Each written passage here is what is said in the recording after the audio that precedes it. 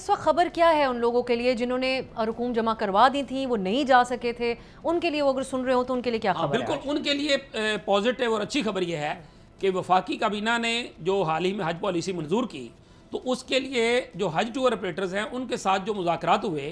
اس میں ان کے لیے خوشخبری یہ ہے کہ وہ جو تقریباً 26,000 کے قریب لوگ جن کے پیسے پورے جمع ہو چکے ہوئے ہیں،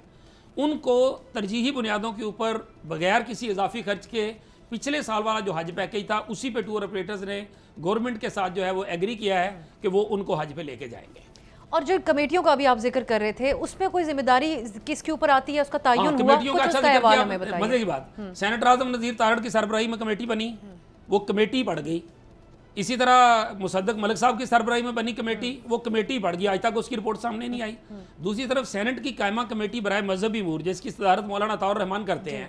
انہوں نے ایک سب کمیٹی بنائی سینیٹر اون عباس بپی کی سربراہی میں، 3 رکنی سب کمیٹی تھی۔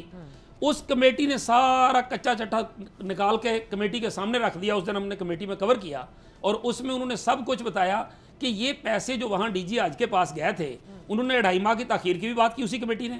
انہوں نے یہ جو پیسے وہاں پہ ڈی جی حج مکہ کے پاس گئے اور انہوں نے اپنے سرکاری حاجیوں کو سیو کرنے کے لیے یوز کر لیے، اور جو پرائیویٹ والوں کا پیسہ وہاں جانا تھا وہاں پہ پیسہ گیا نہیں، ان کے پلاٹ کے آگے فرض کریں 2x2 ایک پلاٹ ہے، اس کا پیسہ نہیں گیا، انہوں نے آگے کراس لگا دیا کہ اس کے پیسے نہیں آئے ہوئے، حالانکہ اس کے پیسے آئے ہوئے تھے لیکن وہ سرکار نے استعمال کر لیے تھے۔ صحیح ہے، تو یہ سچویشن تھی جس کی وجہ سے وہ پرابلم تھی۔ سبسکرائب کریں اور بیل دبائیں تاکہ کوئی خبر رہ نہ جائے۔